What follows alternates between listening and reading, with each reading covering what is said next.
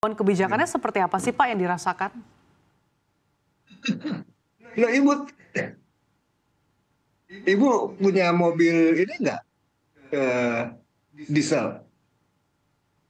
Ya, kalau mesin ibu diesel itu subsidi dari industri sawit. Ya. Dan industri sawit ini jangan lupa loh. Ya. Subsidi biodiesel itu bukan hanya oleh pengusaha besar, ya.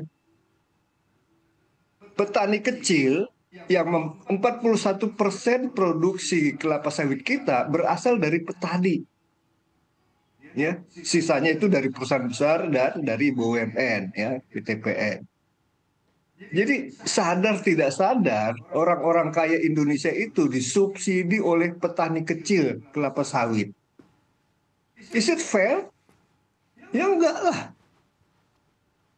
Tapi itu peraturan pemerintah. So what gitu. Dan banyak lagi lah sekarang ini urusan hutan, status hutan yang dulunya tidak hutan sekarang statusnya menjadi hutan sita, ya. Jadi saya kira ya ada yang perlu diperbaiki, ya justru kebijakan-kebijakan pemerintah lah. Moratorium penanaman sawit di susah lah membicarakan ini, ya. By logic saja kebutuhan meningkat. Peningkatan kebutuhan itu akan ditutup dengan apa? Peningkatan produksi, ya kan? Setuju nggak? Iya. Tapi kalau kebijakannya justru melarang, bagaimana? Pak Maruli, tapi di Jadi, lapangan ya, apakah para pelaku industri juga merasakan adanya tumpang tindih?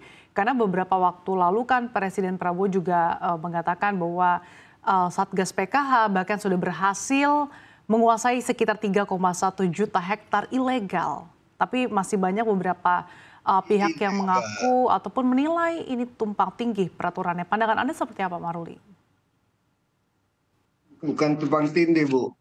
Ini gini, Ibu, yang kita baca di koran, PT X status kebun perkebunan sawitnya disita karena statusnya hutan. Kemudian kebun sawit yang disita ini diserahkan ke Agrinas kalau nggak salah, ya. Tapi untuk apa? Dihutankan kembali apa tetap sebagai perkebunan kelapa sawit gitu.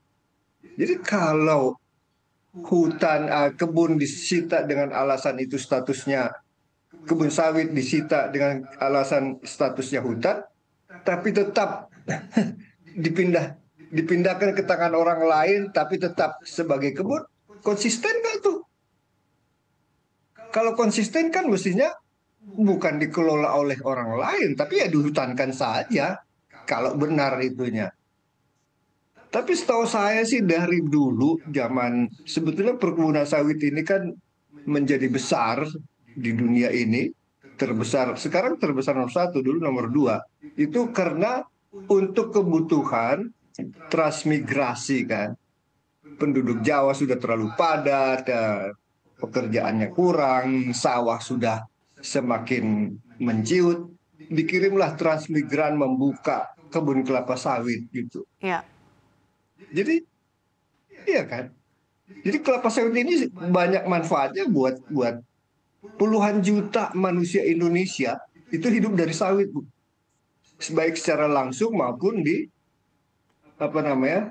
industri hilirnya, kegiatan hilirnya seperti ya termasuk penjual minyak goreng, ya, termasuk ya Tapi tukang-tukang Anda lihat goreng dari segi pisang. tren permintaan, kemudian produksinya seperti apa sih Pak dalam beberapa tahun terakhir? Berapa tahun ya terakhir stagnan lah, Bu. Memang akhirnya ada alasan untuk meningkatkan produksi, bukan lagi dengan cara ekstensifikasi, ya perluasan, tetapi dengan cara meningkatkan produktivitas. Ya. Per hektar tadinya mampu misalnya menghasilkan 4 kilogram minyak, Bisa nggak naik menjadi 5? Kalaupun itu dilakukan, ada limitnya, Bu. Ya. Dan kita tahu, udahlah, Bu, terlalu capek ngomong sawit ini.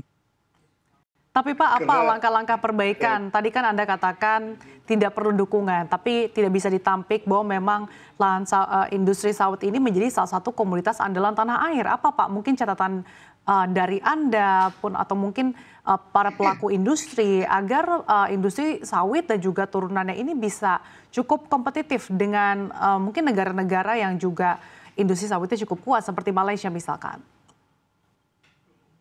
oh, gini, Bu, sawit dengan sawit itu nggak bersaing, Bu. Ya. Jadi minyak sawit Indonesia dengan minyak sawit Malaysia itu bukan tidak bersaing, gitu. Jadi kalau dengan kedelai, dengan rapeseed, yes, kita bersaing, gitu. Dan saya kira Indonesia Malaysia dari dulu sudah mengerti hal ini, dan kita kerjasama sangat baik, itu saling dukung ya di forum-forum internasional menghadapi NGO, menghadapi yang namanya Roundtable for Sustainable Palm Oil (RSPO). Ya. Kita kan menjadi apa namanya sapi perah oleh mereka, gitu. Ya. Pak Maruli, Dulu enggak. Ya, di tengah pengembangan ataupun peningkatan produktivitas lahan sawit tentunya tidak terlepas dari peran teknologi. Bagaimana pandangan Anda terkait dengan pemanfaatan teknologi dan kemudian prospek ke depannya seperti apa? teknologi itu kan, Bu, orang-orang di belakang di laboratorium sana itu terus bekerja ya. Bagaimana menghasilkan minyak sawit lebih banyak dari bahan baku yang sama, gitu. Itu jalan terus. Kemudian di kebun pun ada pupuk, ada teknologi penanaman, perawatan yang terus dikembangkan ya. Dulu kalau per hektar kita mendapat berapa? Ya, 6 ton per hektar saja sudah senang ya. Tapi kan bibit menjadi lebih unggul, pupuk menjadi lebih unggul, cara menanamnya menjadi lebih mengerti. Ya, per hari ini per hektar itu kita bisa mencapai sampai 30 ton. Gitu. Jadi gradually Ya. manusia itu terus belajar memperbaiki sehingga menjadi lebih baik. Ya. Ya. Kunci cuma satu, tidak usah diganggu. Ya. Kita punya PPKS di Medan, Pusat Penelitian Kelapa Sawit, milik dari negara lah, BUMN punya. Ya. Itu harus jalan terus, gitu. Baik. Jadi sektor-sektor yang memang sudah baik seperti kelapa sawit, nggak usah diganggu lah. Ya. Ayam yang bertelur emas, Ya. jangan disakiti. Kalau sakit telurnya berkurang. Baik. Mestinya kan ayam yang bertelur emas ini bikin sehat, gitu. Ya. Tidak diganggu dengan peraturan A, B, C segala macam. Ya susahnya memang ya di mana ada gula di situ ada semut kan. Ya.